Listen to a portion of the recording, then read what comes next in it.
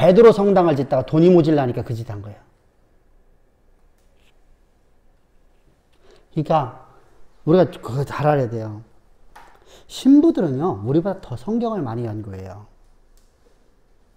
성경을 다 외워요, 신부들은요. 그런데 그들이요, 성전을 지었어요. 성전을 짓는데 베드로 성전이요, 어마어마한 겁니다.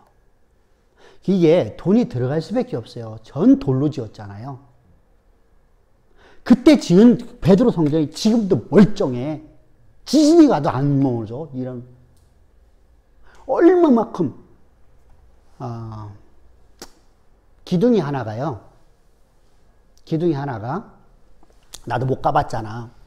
근데 갔다 온 분이 사진을 찍어 왔어. 기둥이 하나가 승용차 길이야. 두께가. 승용차가 내 차 길이가 얼마 정도 될까? 앞에서부터 뒤까지. 길이. 3.5? 3.6 그 정도 안 되나요? 여러분, 우리나라에 그런 기둥 가진 건물이 있나요? 3.5에 3.5 되는? 없죠? 이게 유럽에서 한 짓들이에요. 돈이 어마어마하게 들어갔죠. 이게 끊임없이 있어요. 끊임없이. 근데 얼마만큼 이게 공학적으로 되는지 이쪽에서 보면 저 끄트머리까지 일자야. 하나 기둥밖에 안 보이는 거예요. 지금도 그것을 지라가 못 진다고 할 정도로다가 그렇게 해놨다 하잖아요. 그러다 보니까 건물을 짓다가 이게 부도가 나는 거야. 쉽게 해서. 부도가 나니까 신부들이 교황하고 짜갖고서 야, 그래서 알면서도 거짓말을 시킨 거예요. 이게 타락이야. 타락이에요. 그렇게 타락되어지니까, 자, 보세요. 바누르에, 자, 이제 영국의, 러시아의 정교회가 어느 정도 그게 타락되었냐면요. 거짓말을 하냐면요. 설교 시간에 바늘 위에 천사가 몇 마리 앉았느냐. 이것이 그들의 싸움 문제였었어요. 5마리다. 아니다. 3마리다. 아니다. 천사가 5명이다. 10명이다. 이거 갖고 싸움했어요. 그게 설교예요. 근데 거짓을 가리키는 거예요. 거짓을. 여러분, 거짓을 역부로 가리키는 사람 많아요. 제가 엊그저께 제가 그런 했었죠. 지난주에 제가 목사님들한테 막 뭐라고 했다 했잖아요. 그죠? 목사님들은 막 뭐라고 할 적에 제가 그랬어요. 성경 어느 구절에서 여러분들 회개기도에서 제사함 받는다고 있는 거 있으면 여러분들 한 사람에 대해서 반박해 보십시오. 왜 거짓말 시킵니까? 그러면 하지 마십시오. 목회. 먹고 살 게 없어서 그거 합니까? 예수가 없는 구원을 말한다고 하면 당신들 거짓말쟁이들 아니냐고. 그들이 몰라서 그래 전하는 거예요? 예수 없는 구원이 없다는 걸 여러분 저들이 모르냐고요. 진리를 모르면 배우십시오. 배우는 건 부끄러운 게 아니라 이거죠. 근데 그것도 안 배우려고 하고 거짓을 말하면은 그 말이 안 맞지 않습니까? 목회 당장 관두십시오.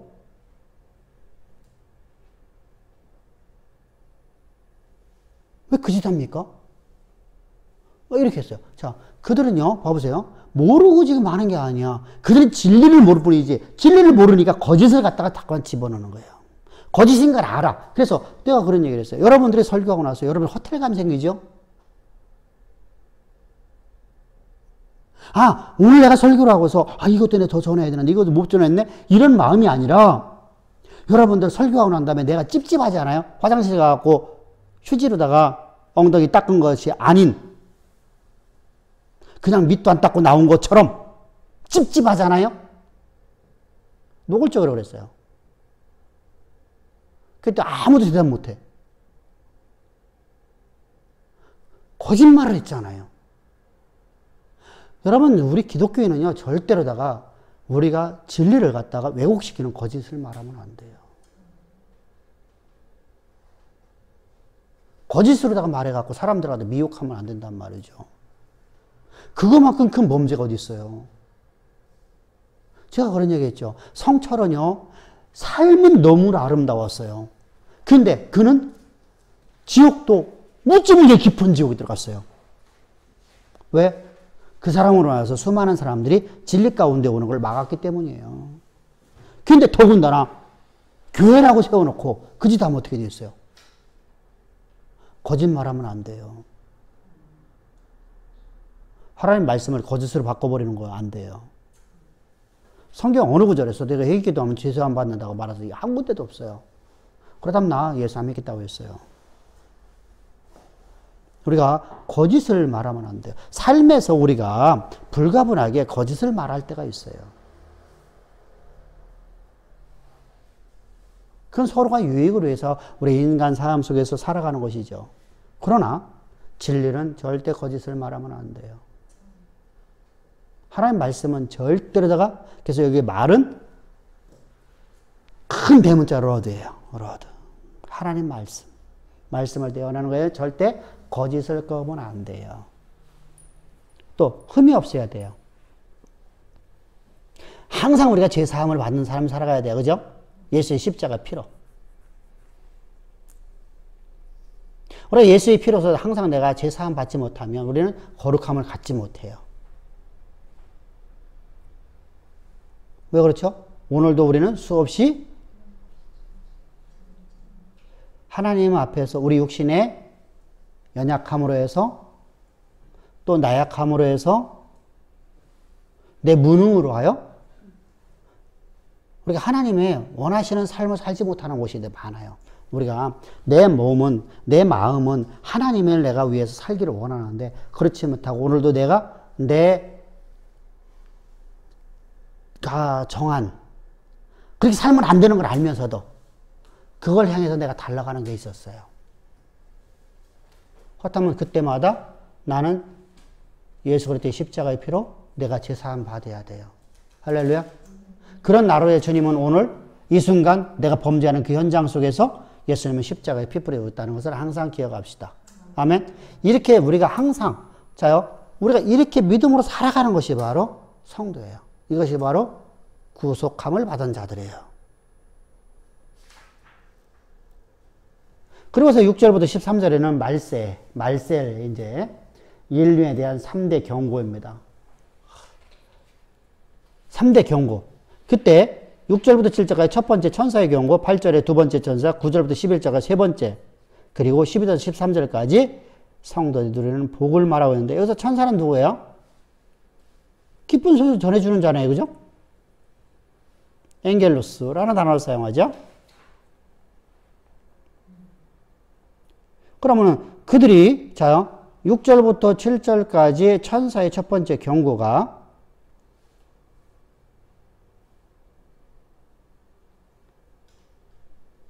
저들이 복음을 갖고 공중을 날고 있어요. 한번 읽어봅시다.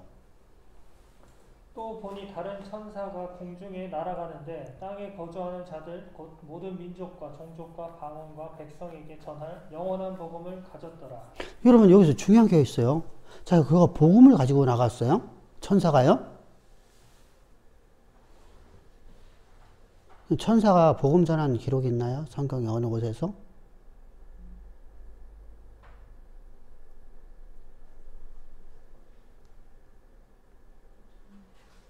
여러분 성경 어느 구절에서 천사가 전해준 복음이 있나요?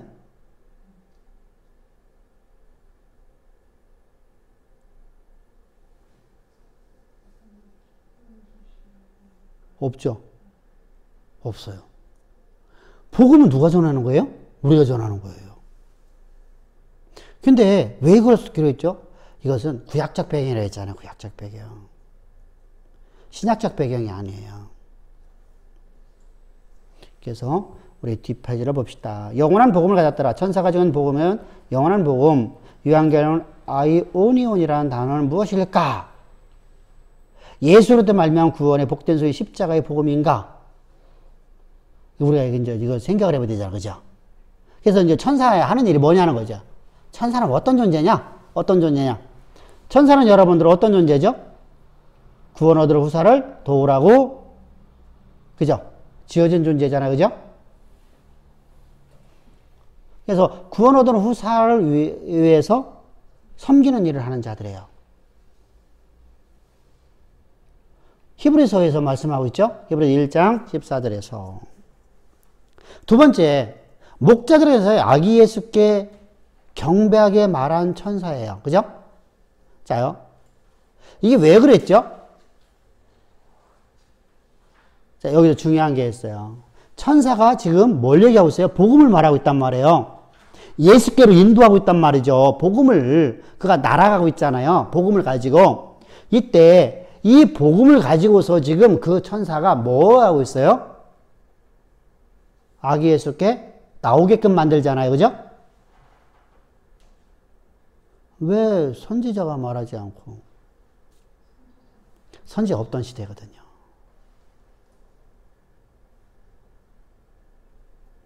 그래서 목자들에게 나타나. 선지자 없을 적에 하나님의 사자로다가 천사가 존재해져요. 자, 그러면 이거 중요합니다. 무덤에서 부활하심을 전해준 자가 누구예요? 천사죠. 아, 무덤에서 부활한 걸 왜 천사가 말해줘야 돼요? 그때는 사도들이 있는데요. 제자들도 있는데요. 아죠? 제자들은 임하지 않았기 때문에. 그렇죠. 그럼 그 다음은 누가 전해줘야 돼요? 천사들이. 이게 복음이라는 거예요. 그러니까 천사들이 전해준 복음이라는 것은 우리가 말하는 영원한 복음을 말하는 게 아니에요. 그럼 영원한 복음을 누가 전해야 돼요? 천사가 전하는 게 아니라 우리가 전하는 거예요. 그럼 천사들이 복음을 전한다는 건 바로 그 얘기거든요. 그러니까 천사들이 우리를 인도해서 복음을 알게 하려고 우리를 이끌어 온 거잖아요. 그죠? 그러니까 천사는, 자, 그러면 천사는 구약에 뭘 가르쳤어요? 하나님 말씀인 율법을 누구에게 알려줬어요? 모세에게, 모세가 백성들에게. 그쵸? 복음이잖아요. 그죠? 이렇게 이것을 복음이라고 해요. 우리가 알고 있는 이 복음을 말하는 게 아니라 복음으로 우리를 이끌어가기 위해서. 그럼 모세가 복음을 가르쳤네요. 그죠? 모세가 전해준 복음이잖아요. 그러니까 구약의 율법은 복음이잖아요. 하나님의 사랑이잖아요. 우리를 얼마만큼 사랑하시는지 그 사랑을 가르쳐주는 거잖아요. 그 사랑으로 우리가 그 사랑을 통해서 구원을 받고 그 사랑으로 말미암아서 우리가 구원이 완성되어 나가는 것이죠.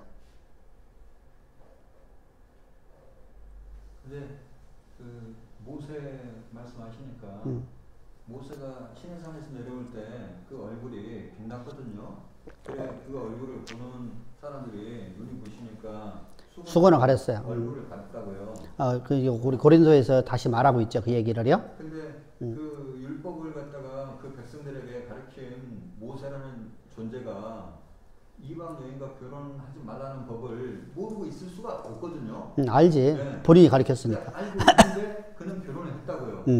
그 여인하고 그러면서 너는 그 법을 갖다가 가르치면서 자기가 스스로 그 법을 어기고 결혼한 상태가 됐으니 제3자들에게 분명히 책망을 받는다고요. 근데 하나님은 그가 의로운 일을 했다고 지금 말씀하시거든요. 그 의롭다는 거예요. 그게.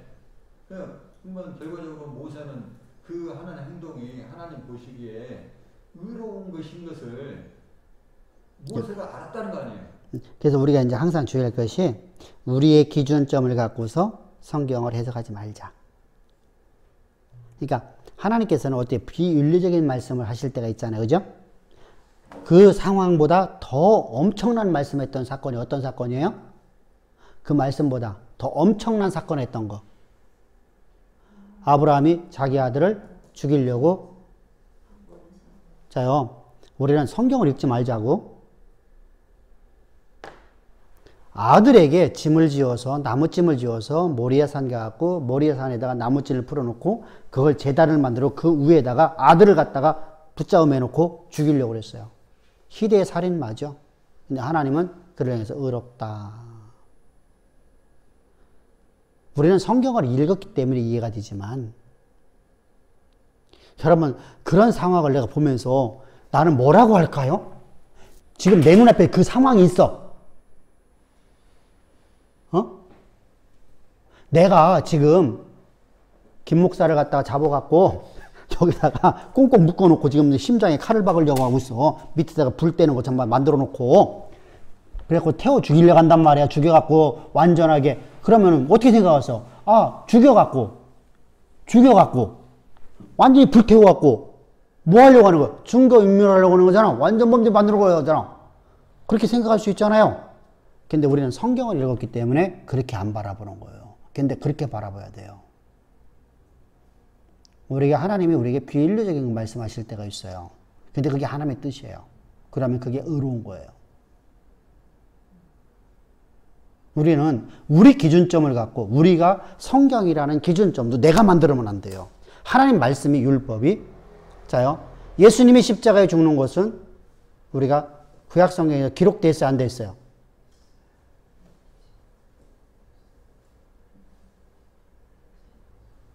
모세오경에 기록되어 있냐고 안 돼 있냐고. 안 돼 있어요. 그러면 예수님을 저들은요 살인한 거거든요. 죄 없는 사람을 죽인 거잖아요. 우리는 성경을 읽기 때문에 우리를 위한 대속죄를 준 걸 이렇게 말하고 있잖아요. 근데 그게 우리에게는 의로 다가왔잖아요. 하나님이 당신의 아들을 십자가 못 박혀 죽이시고 그 아버지의 뜻이 되어버렸잖아요. 그러니까 하나님의 의와 우리가 내가 성경을 읽고 내가 기준점을 잡아놓는 것은 우리는 어떠냐면 항상 내 주관적인 것이 가게 돼요. 우리가 수동적인 신앙생활과 능동적인 신앙생활이 있어요. 근데 구약에서 바리새인들이 예수님 앞에 분명히 그렇게 나타나서 뭐라고 하냐면 네가 아직 50도 안 되는데 네가 아브라함보다 더 먼저냐라고 하는 질문이 있어요. 그러니까 예수님께서 그 바리새인들한테 했던 말씀이 너희 조상 아브라함은 내 때를 보고 즐거워하였다라는 표현이 있단 말이죠. 그러면 분명히 아브라함이 예수님이 때가 있다는 것을 아브라함은 그 예수님 때를 살지도 않은 존재인데 옛날 사람인데 예수님 때를 보고 즐거워했다라고 현실적으로 말씀하시고 계셔요. 예수님이. 그러면 아브라함은 옛날 자기 아들 이삭을 제단에 바치는 어떤 형태를 하고 있으면서 예수님 때를 보았다라고 지금 이야기하고 성경에서는 성경에 기록된 모든 시편과 모든 이야기는 나에 대한 이야기다라고 기록을 하고 있어요. 그러면 구약에서도 예수님 때에 대해서 표현하고 있다는 거예요. 그런데 자 보시오. 그건 우리가 말씀을 알고 있으니까 그러는 거잖아. 그러니까 알고 있는 말씀에서 그런데 알고 있지 못하고 있는 아브라함이 지금 독자를 죽이고 있는 모습을 봤을 적에 그게 의냐고. 그게 하나님의 뜻이 될 수 있냐고. 신약에서 우리 해석했으니까 지금 나가는 거지. 여러분 이게 되게 중요한 거예요. 우리가 그래서 그런 상황을 보면서 하나님이 원하심이 선이 돼야 돼. 의가 돼야 돼. 근데 나는 내 기준점에서 내가 이렇게 됐으니까 이것을 기준 잡아보니까 그렇게 하는 것이 당연한 것이 돼버리면 안 된다는 것이죠. 여러분 아브라함이 그걸 할지 얼마나 힘들었겠냐고요. 주신 이도 하나님이시요 거두시는 하나님이시니까 내가 주 앞에 드리나이다라고 했습니다. 분명히 그랬어요. 그러나 그럴 때 그에게는 얼마나 많은 갈등과 얼마나 많은 게 있었겠어요. 그죠? 그러면은 하나님이 원하시니까. 근데 아브라함이 자기 아내한테 왜 말 못하고 나올까요? 아브라함이 자기 아내한테 얘기했었으면요. 그 아내는 뭐라고 했을 것 같아요? 야, 이 쌍 늙어 뒤진 놈의 너 노면 걸렸냐? 그렇잖아요. 그러면서 아브라함 아마 마저 죽었을 것 같아, 아내한테요.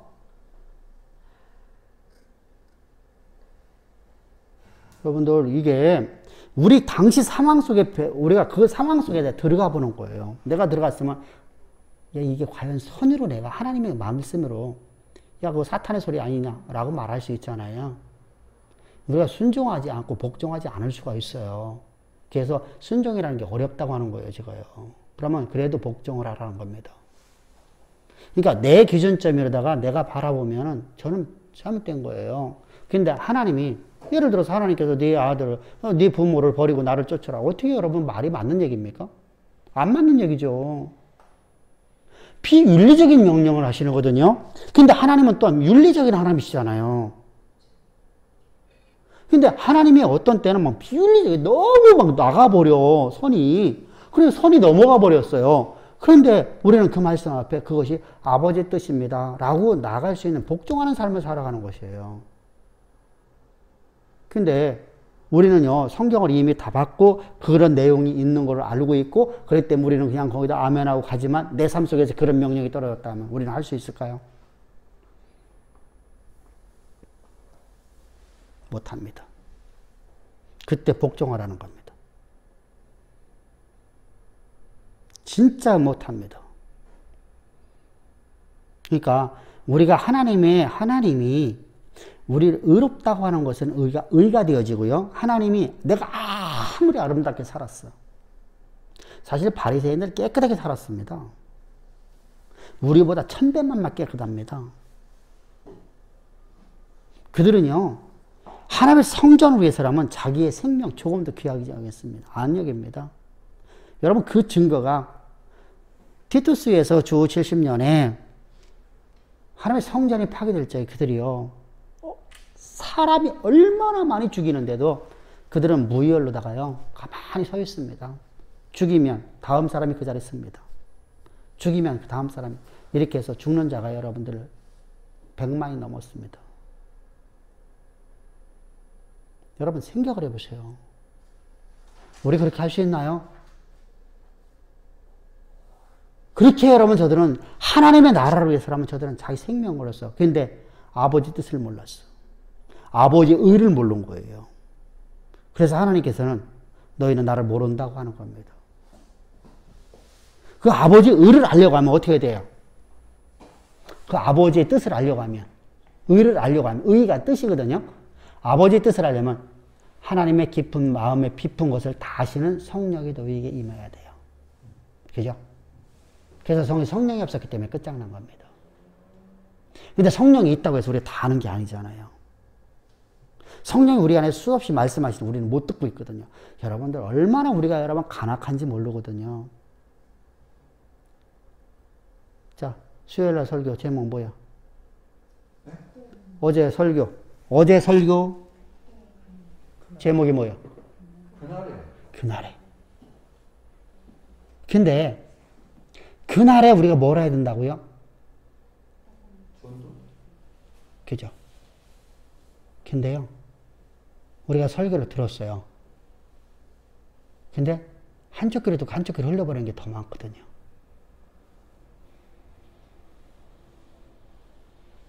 진짜 그렇습니다. 지난 주일날 설교가 뭐예요? 응? 누가 묻거든.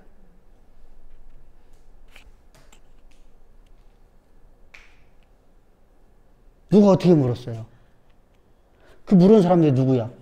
누가 물었는데 그 누가는 누구야? 부활을 부인하는 사람들.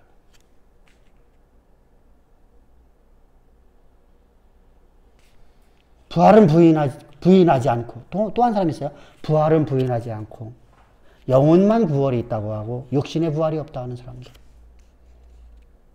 두 종류란 말이에요.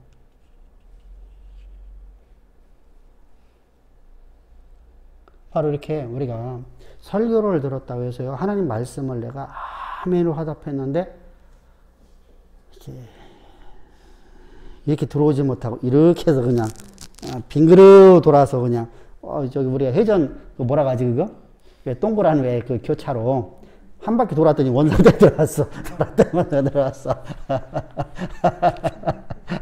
내가 저기 새하늘교회를 거기를 맨 처음에 가갖고, 이거 나오는데, 거기 일방통이거든요. 그때는 거기 공사 중에 있었어요.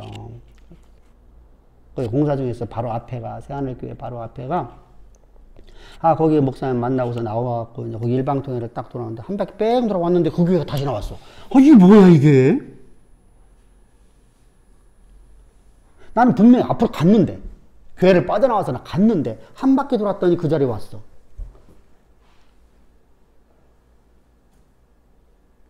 그래서 다시 돌을 적에. 갔는데, 이게 어딘지를 모르겠어. 딴 데로 빠졌는데, 내가 난생 처음 가보는데요. 그래서 하여간에 무조건 앞으로 나가보자. 나갔더니 신탄이 나오더라고. 신탄 다리 있잖아요. 거기에 나오는 거야. 내가 지금 이렇게 잘못 돌았구나. 그래서 한번 내가 거기서, 진짜 내가 거기서 한번 헤맸던 적이 있어요. 나도 모르게끔 내가 한 말씀 들었는데, 하고 쑥 빠져나가 버리고 그냥. 이런 경우였단 말이죠. 그래서 내가 설교를 하고서 내가 설교도 몰라.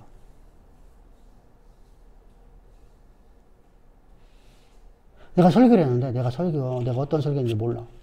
저 답답하죠, 그죠?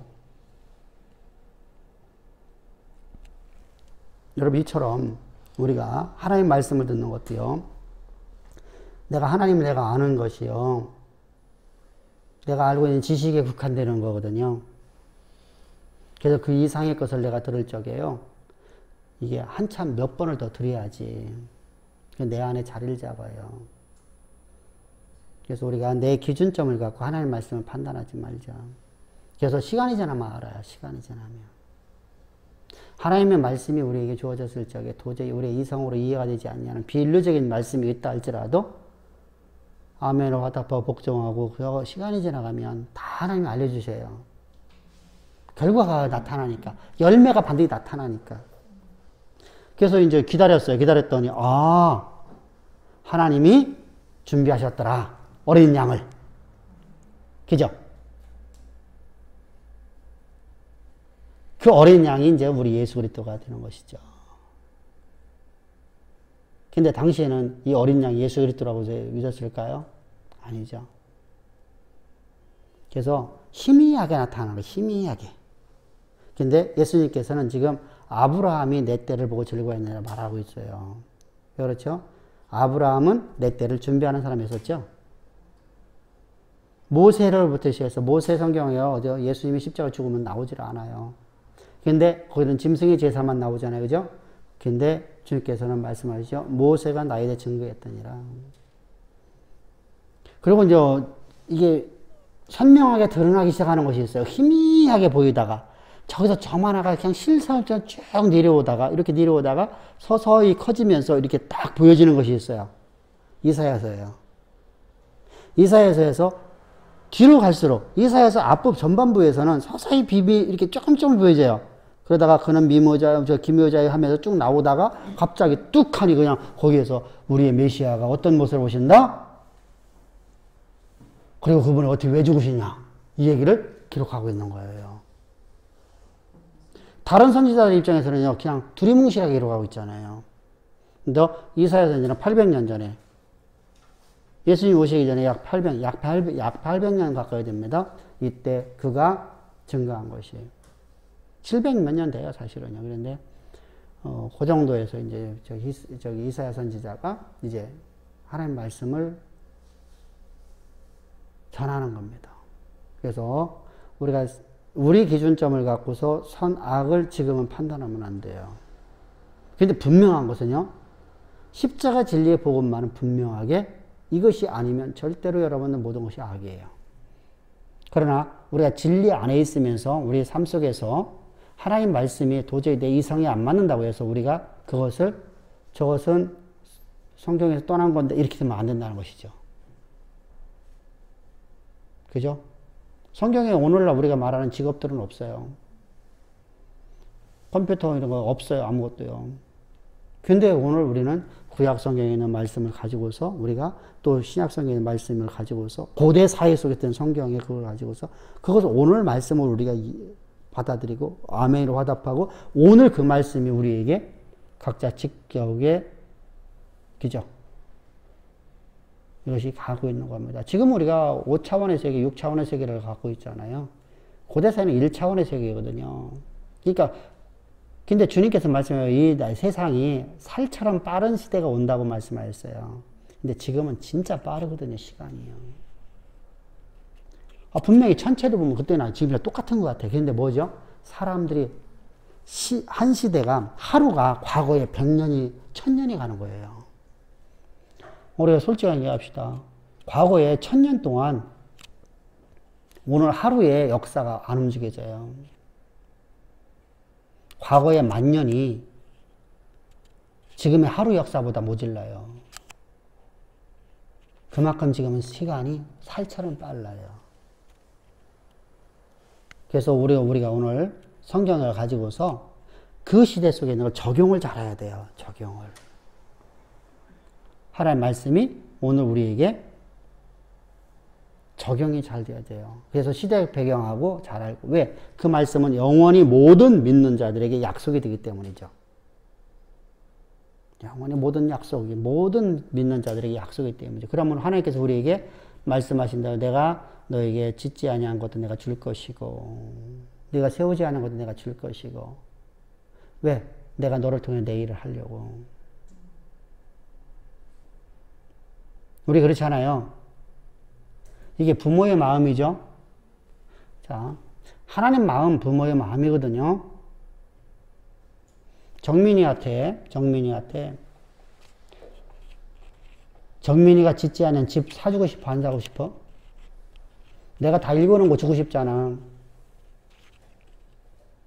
그죠?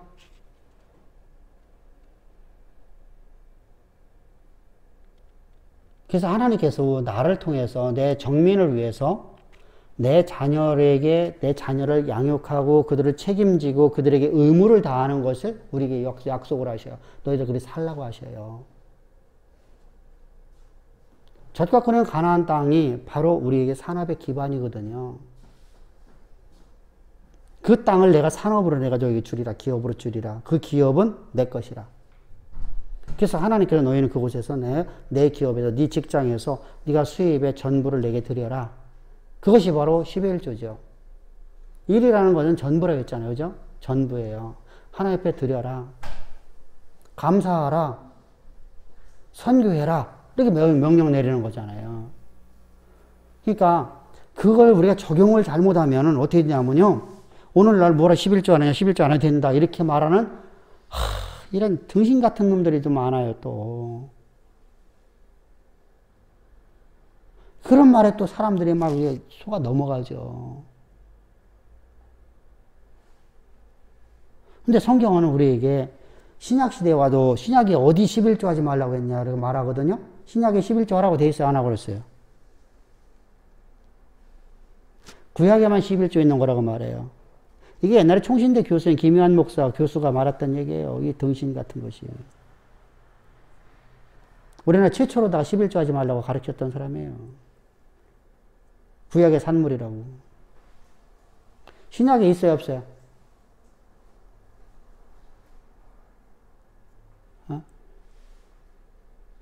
주님의 명령이 있어요, 없어요?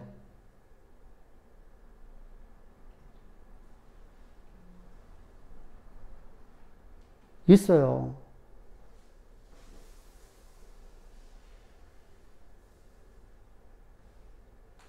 어디에 있을까요? 11조에 대해서요?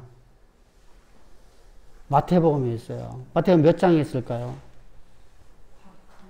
그렇지, 23장에 있어요.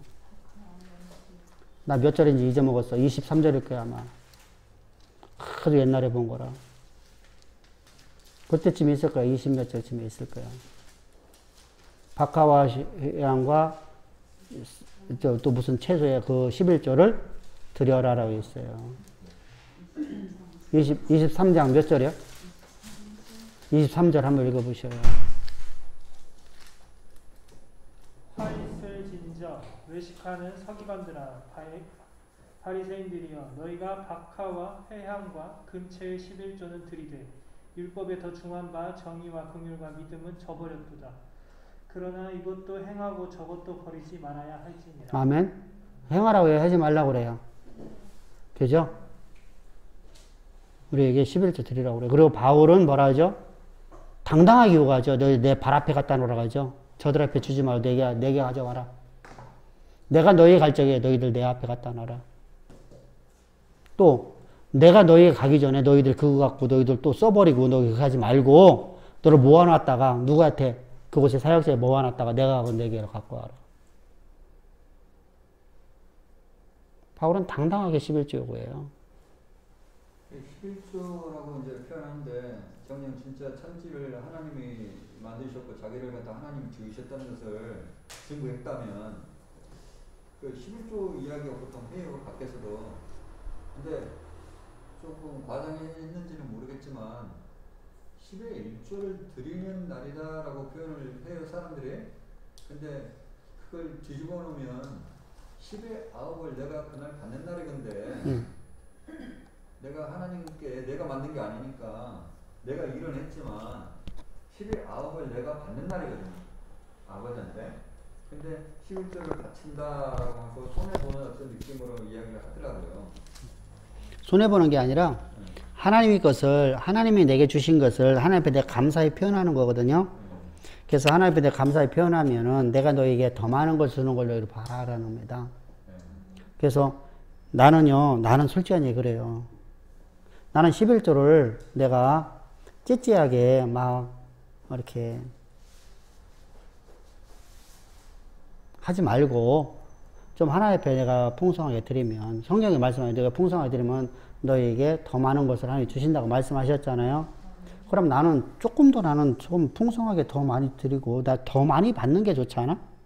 내가 1억을 버는 것보다 내가 2억 버는 게 낫지 않아? 어?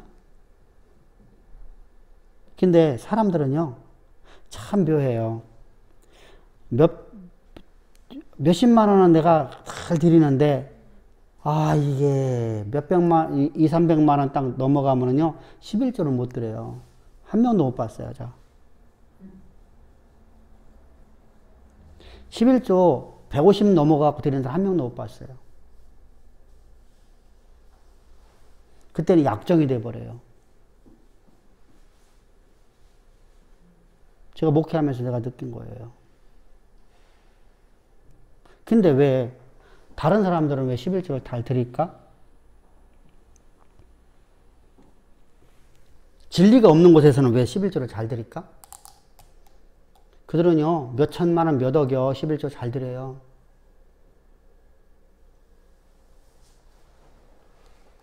(11조) 매달마다 여러분들 생각해 보세요.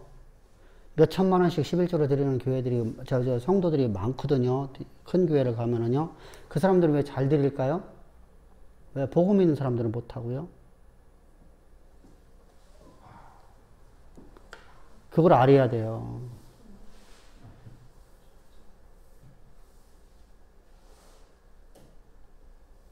우리는 은혜를 강조하잖아요. 받은 바 은혜를 얘기하잖아요. 하나님의 사랑함으로 드리라고 하잖아요. 근데 사랑이라는 것은요, 참 방종으로 가기가 쉬워요. 진짜 방종으로 갑니다. 자요. 사랑하니까 다 허용이 돼버려요. 뭐가 허용이 된다? 이것저것 다. 율법이 있는데 뭐 그렇게 허용이 되지 않죠. 사랑은 방종으로 간다 했잖아. 방종으로 가기 때문에 다 허용해버려요. 그래서 자기 기준점이라다가 돌아가 버려요. 그래서 초대교회가 하루아침에 무너져 버린 거예요. 근데 율법은 왜 단단히 세워질까요? 거기는 진리가 없는데 복의 개념을 거기다 두었기 때문에요. 11조 많이 해야지 복 받고요. 11조 많이 해야지 구원 받고요. 모든 복을 거기다 다 집어넣어 버려요. 그러니까 안 할 수가 없어요. 저기는요. 율법을 폐하러 오신 게 아니고 율법을 완성시키고 오셨는데 그게 봐보셔. 은혜라는 것은 그만큼 사랑은 자요. 자녀가 부모의 사랑 속에 컸어요? 안 컸어요? 그렇죠. 근데 왜 부모를 배반할까요? 자기 기준에서. 그죠? 부모 은혜 그냥 잊어버리거든요. 은혜라는 게 이게 무서운 거예요. 그래서 은혜를 잊지 말라고 하는 거예요. 너희를 구원하신 하나님의 은혜를 잊지 말라. 너를 낳아주신 하나님의 은혜를 잊지 말라. 우리 여러분 육신의 부모를 너를 공경하거든 하물며 이렇게 말하죠. 오죽 하나면 그러겠어요. 그죠? 우리 영혼의 부모, 우리 육신의 부모는요. 한시적의 삶을 살아가는 육신의 부모일 뿐이에요. 근데 우리가 영원한 삶이라는 영원한 신령한 몸을 입는 영원한 삶이 있잖아요. 영화로운 몸을 입는 영원한 삶이 있잖아요. 그 삶을 위해서는 우리가 부모의 은혜를 잊어버려요. 오죽하면 하나님께 그런 말씀하시겠어요. 사도들을 통해서. 그냥 방종으로 가버린다니까요. 저는요. 한 명도 못 봤어요. 여기까지요. 최고 11조 많이 드리는 사람이 120만 원 드리는 거 봤어요. 그것도 약정으로.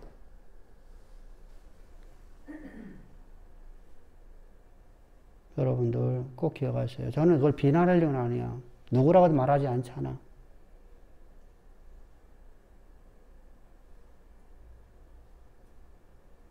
근데 그렇게 하면 안 된다는 거예요. 하나님의 사랑을 내가 보면은 그 사랑 안에서 내가 항상 하나님 앞에 내가 더 많은 걸 드릴 수 있는 성도가 됩시다. 할렐루야. 그래서 하나님이 나를 향한 계획하심 역사 가운데 이루어지죠. 요 정도 됐사오니 여기다 다 끝나버리잖아요. 그리고 합리화에 빠져버려요. 나 하나님 사랑한다는 거예요. 그 사랑이 아니거든요. 그건 방종이거든요. 여러분 꼭 기억하세요. 여러분 율법은 복을 그곳에 놨기 때문에 그 사람들이 행하는 거예요.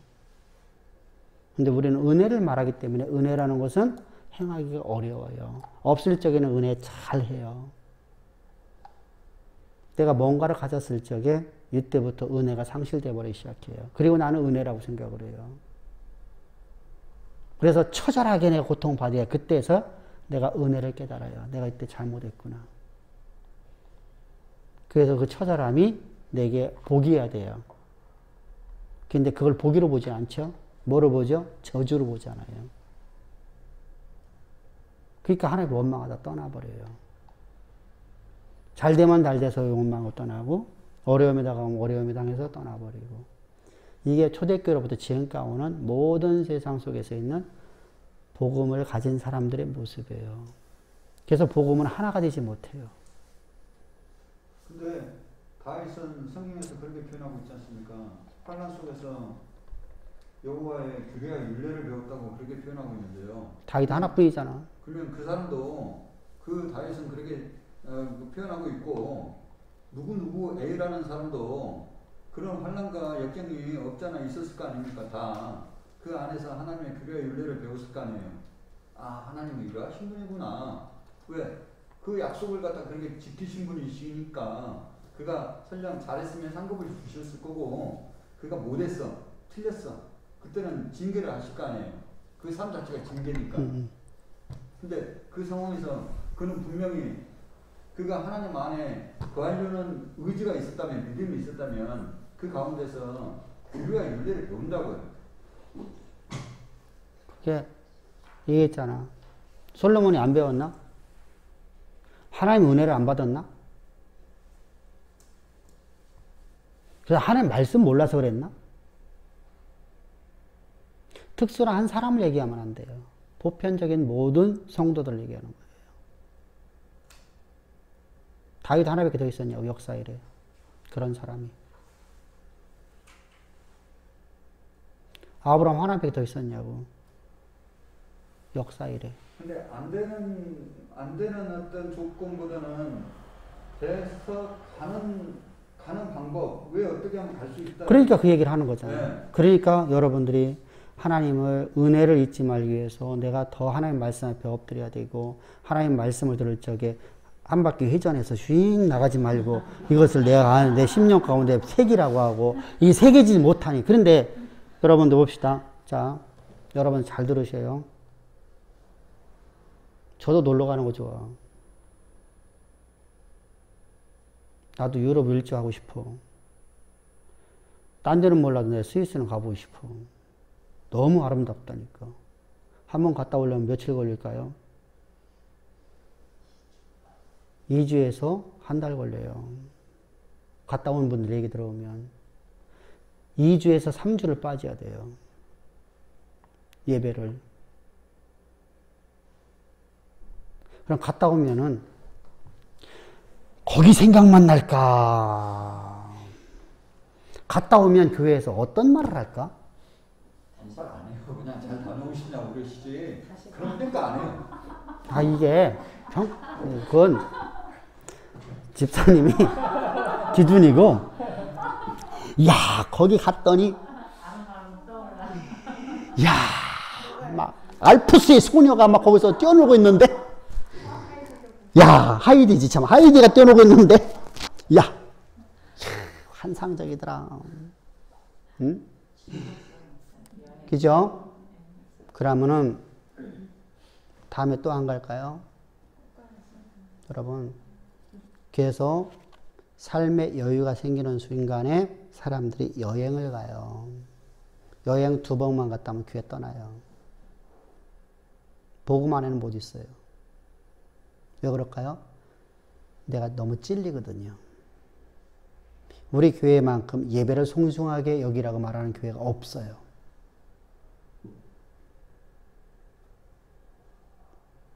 진짜요, 그래요. 우리는 예배에 대해서 엄청나게 강조하는 교회잖아요. 말씀에 대해 강조를 하잖아요. 예배가 단순하게 와서 아니잖아요. 얼마나 찔리는지 모르거든요. 그냥 와서 잠자고 갔으면 좋겠어, 그냥. 아유, 피곤해 죽겠는데 와서 이렇게 하고 있다가 그냥 갔으면 좋겠어. 근데 막 찔리잖아.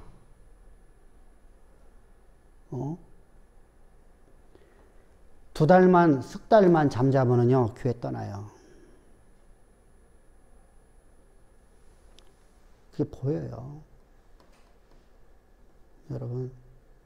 그만큼 복음이라는 것은, 오죽하면요, 저들이 우리에게 나갔다고 하잖아. 모든 이단들이 우리에게 나갔다고 하잖아요.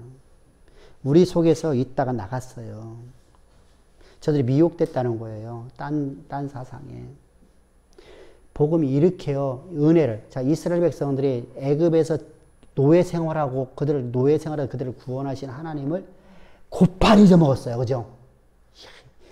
천하에 이런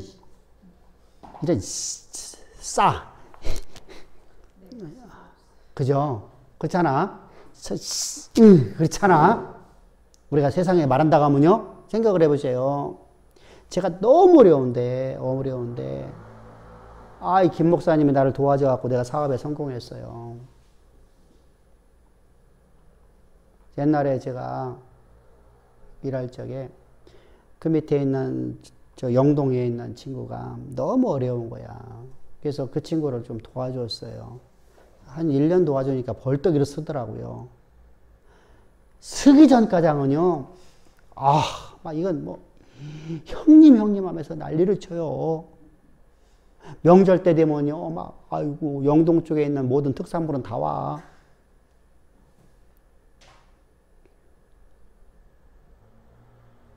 제가 얼마나, 그 친구가, 우리 거기 말고 또 딴 데인데, 이 친구는요, 저한테 홍어를 한 짝을 보냈어요.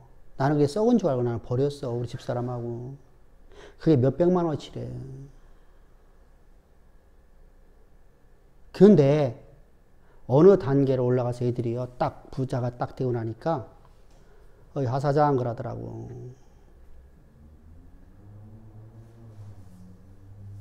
이렇게 은혜라는 것은요, 세상에서든 교회에서든 잊어버리기가 쉬운 게 은혜예요.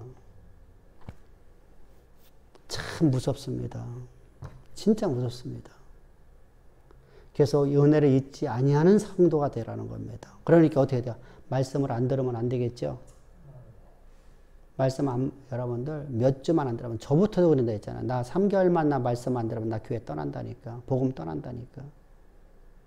그만큼 우리는 연약한 존재예요. 내가 연약한 걸 알아야지 내가 말씀 없이 살 수 없습니다 그러잖아요. 근데 내가 어느 단계를 딱 올라가면 나 하나님 없이 살 수 있어. 그 얘기잖아요. 하나님 없는 내가 불가능해야 되는데 하나님 없이 할 수 있다고 생각하잖아요. 그러니까 내가 열심히 해서 내가 벌었는데 내가 뭐하러 11조 드려. 내가 이렇게 피땀 흘렸는데 내가 왜 11조를 드려. 그러니까 체면상 약식으로 내가 좀 드리다가 아이 좀 챙기니까 뭐 캥기니까 아이 나 떠나버리지 마. 떠나버리는 거예요. 여러분 제가 여러분 극단적으로 표현하는 게 아니에요. 실제 이게 실제 삶이에요. 그래서 우리가 항상 이게 은혜 가운데 십자가의 진리 은혜 가운데 거하자는 겁니다. 그래서 하나님이 나를 지으신 그대로 내가 회복되어지잖아요. 그 자리를 올라가야 될 거 아니에요. 나만 올라가면 안 되잖아요. 내 자녀들 때. 여러분 그러면 여러분 진리를 떠났어요. 그러면 여러분 내 자녀는 어떻게 할 거예요? 그래서 부자가 3대 없다고 하잖아요. 저주가 임한다고 하잖아요. 세상에서요. 근데 성경에서는 뭐라고 말씀하죠? 1000대까지 제가 복을 받으라는 거잖아요. 영원토록이요. 그럼 영원토록 세워지는 교회를 만들어야 될 거 아니에요. 가정을 만들어야 될 거 아니에요. 가문을 만들어야 될 거 아니에요. 그래서 더 많은 걸 내가 하나님 앞에 주가 원하실 때 드릴 수 있고 내가 더 많은 걸 내가 소유하는 인생이 되야 될 거 아니에요. 내가 더 풍요를 누리면서 살아야 될 거 아니에요. 그런 멋진 삶 살아갑시다. 할렐루야. 그래서 천사가 이렇게 우리에게 전하는 것은 저것이 아니에요. 복음을 말하는 것은 그게 아니라는 겁니다. 우리가 말하는 복음이 아니에요. 자, 5번째부터 사도행전 12장에서 보면은 베드로가 옥에 갇혔을 때 베드로 옥에 꺼내는 것도 누구예요? 천사죠. 자, 구원 얻은 후사들을 돕는 일을 하는 거네, 그죠? 그러나 성경 어디에도 예수의 십자가 피 묻은 복음을 전한 적이 없어요. 이건 누구 일이에요? 우리가 할 일이에요. 그러니까 여기서 복음이라는 단어를 좀 이해를 하고 넘어가야 된다는 거예요. 천사들이 복음을 가지고 날라갔다니까 천사가 전해주기 위해서 그게 아니에요. 복음은 사람들이 전하는 거예요. 구원 얻은 후사들이 세상에다가 전하는 거예요. 자,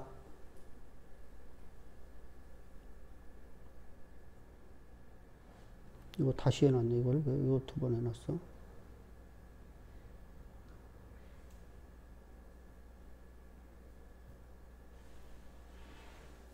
자, 구속받아 처음 우리가 어린 양에 속한 사람들은, 자, 이제 또, 여기 또 똑같은 얘기네. 흠이 없고, 이거 2번 해놨네.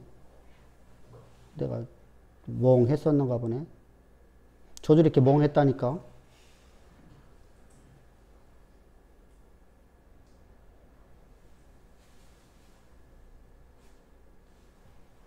그래서 우리가 항상, 주님이 오시는 날을, 오늘 주님이 오신다면 내가 어떻게 살아야 될까? 여러분, 보세요. 저들은 바벨론과 야합을 한 사람들 있잖아요. 하나님의 것을 내 것이라고 주장하고 있잖아요. 내가 하나님이 속한 자가 아니라 하나님의 소유를 하나님께 속한 것이라 내가 하나님을 만들어 놓고 하나님께 내게 복을 준다고 생각하고 있잖아요. 그래서 그런 사람 특징이 있어요. 하나님과 함께 한다고 그래요. 하나님 나와 함께 한대요. 복음을 떠나는데 하나님 나와 함께 한대요.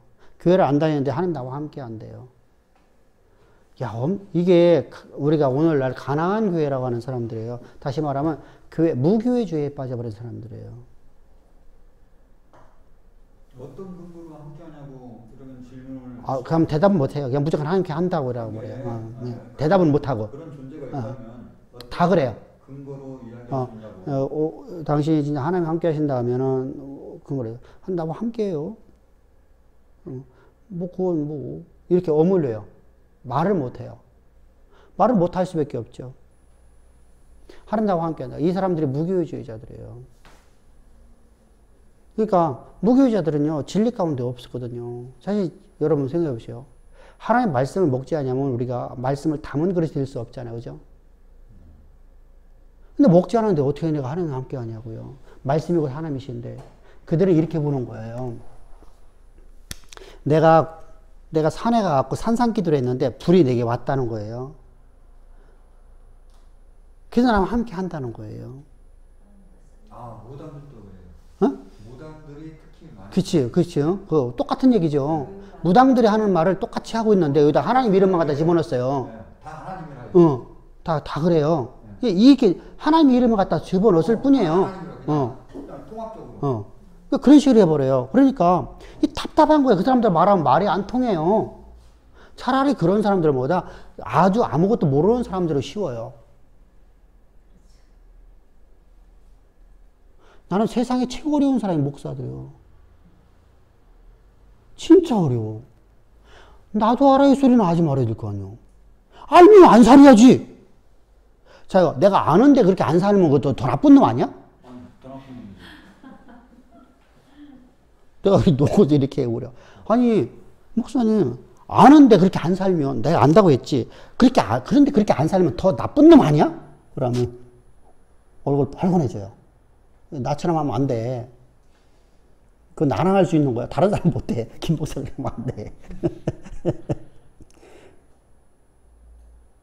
왜냐면 나는 이제 저들에게 이미 길을 눌러놨잖아요. 그때 뭐 어떤 말을 해도 저들의 오해를 안 사고 그냥 목사님 나를 위해서 그러는구나 이렇게 되기 때문에 되는 거거든요. 제가 이렇게 우리 교인들이나 누구한테도 내가 이렇게 반말도 아니고 존댓말도 아니고 이렇게 말을 하죠. 그죠? 제가 정색을 하면 여러분 너도 어떨까? 내가 존댓말을 딱 뜨기 시작해. 그러면 어떨까? 황 목사님 무서워요. 나는 교회를 처음 나와도 거의 반말 겸 존댓말 겸 이렇게 말을 해요. 그러셔. 이렇게 말해요. 근데 내가 존댓말을 딱 쓰는 순간 나는요 얼굴색이 바뀌어버려요. 다시는 안 보려고 그래요. 진짜 무서워요. 그러니까 그건 나만 할 수 있는 거야. 다른 사람이 그렇게 하면 안 돼요. 나 따라서 하면 안 돼.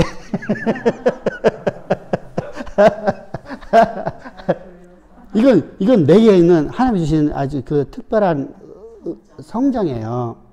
그래서 옛날 사업할 때는 마찬가지예요. 저는 그냥 이렇게 나이가 많건 적건 간에 그냥 왜 그러냐면 우리 아버님이 워낙 연세가 많으셔갖고 내 친구 아버지가 내 누나 친구들이니까 학교 동창이야. 우리 큰 누나 나하고 23살 더 많은데 옛날에 시집들 다 일찍 갔잖아. 그러니까 다 여러분들 부모님들 가만히 봐봐.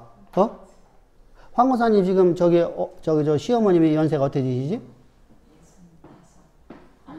85. 지금 우리 큰 누나가 88이요. 우리 엄마보다 많으셔. 응? 88이요. 둘째 누나가 85이요.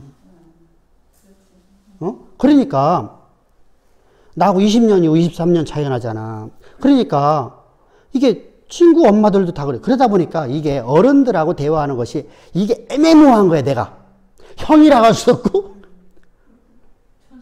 꼬여버린 거야. 그러니까, 근데 이게 누나 친구니 이건 그렇잖아. 그러니까 어정쩡하게 말하기 시작한 것이 내가 어려서부터 그걸 말을 했어요. 존댓말도 아니고. 친구 아버지니까 당연히 아버님이라 해야 되잖아. 근데 그럼 촌수가 껴야죠. 누나 친구인데. 이게 답답하잖아. 초등학교 동장들인데. 그러니까 그냥 어영부영하게, 그냥 종옥이 아버지 이렇게 부르지, 이렇게 형님 소리도 하기도 어렵고, 아버님이라 부르기도 어렵고, 그러니까 어영부영하게, 그랬어? 그러셨구나. 이런 식으로 말을 한 거야. 그러다 보면 이게 내 삶에서 이렇게 온 거예요. 그냥 습득돼서 온 거예요. 그래서 나이가 먹어도 그냥, 그러셨어? 아이고. 이렇게 하는데, 다른 사람이 그렇게 하면 이게 이제 자연스럽게 나가잖아.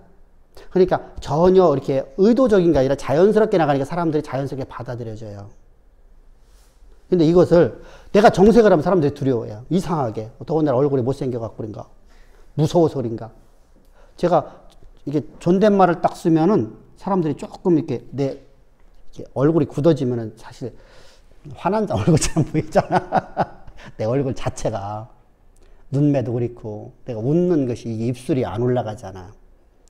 이 입술이, 웃입술이 올라가야 되는데 안 올라가, 나는. 아무리 웃어도. 그러니까 이게 답답한 게 나도. 내가 어느 날, 내가 정색을 여기에 가면 아빠 왜 화났어? 아니 내가 화난 게 아닌데 내가 왜? 우리 신영이도 그러거든. 아빠 화났어? 아니?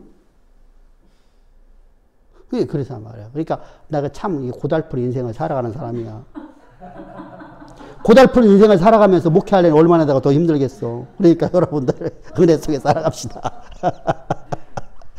내가 웃어도 이빨이 안 보이잖아. 이게 그래서 이 웃는 얼굴이 어색해. 잘 안 웃으려고 하고. 그래서 나이가 먹으니까 자꾸 웃어지네. 자요. 그래서 우리가 항상 은혜 안에서 살아갑시다. 은혜 안에서. 그래서 우리가 그러면은 그 은혜를 우리 잊어버리기가 쉽다 이거야. 그래서 말씀 항상 들으라는 거야. 그러니까 속이는 말 하지 말라는, 거짓말 하지 말라는 거예요. 그 사람들은 거짓말하고 있거든요. 그러니까 항상 우리가 진실되게 살아갑시다. 여기서 진실이라는 것은 하나님 말씀에 대한 진실을 이제 말하는 것이지, 하나님의 의에 대한 진실을 말하는 것이지, 우리가 삶 속에서 너무 진실만 얘기하면 뭐가 돼요? 사람하고 적져요. 야, 너 참 못생겼다. 응? 진실 말했잖아. 이러면 안 된단 말이야. 아이고, 장군감이지. 아이고, 장군감이셔. 이렇게 말해야 되지. 그 얘기는 사실은 여자애보고 얘기하면은. 근데, 그 말 들으면 좋잖아, 그래도. 그런 것은 우리가 거짓말을 해야 돼. 선의의 거짓말을 하는 거예요. 하나님 다 기뻐하시거든요. 왜? 사랑과 대화를 통해서 내가 그 사람의 좋은 말을 해줄 적에, 그 사람의 장점을 말해줄 적에, 그 사람의 나쁜 점을 내가 감춰줬을 적에 그 사람이 내 사람이 돼주거든요. 그럼 내 사람이 돼야지 내가 복음 전하기 쉽거든요. 그래서 하는 거예요. 뭐 아무도 모르는 사람한테 가고 장군감 이렇게 안 하잖아.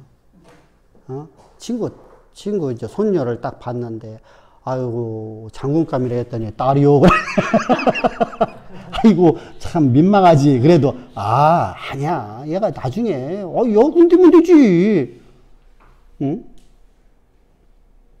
그렇게 해서 무마하고 넘어가야 되죠. 자, 우리 수고하셨습니다. 다음 주에는 14장 6절부터 나올 겁니다. 수고하셨습니다.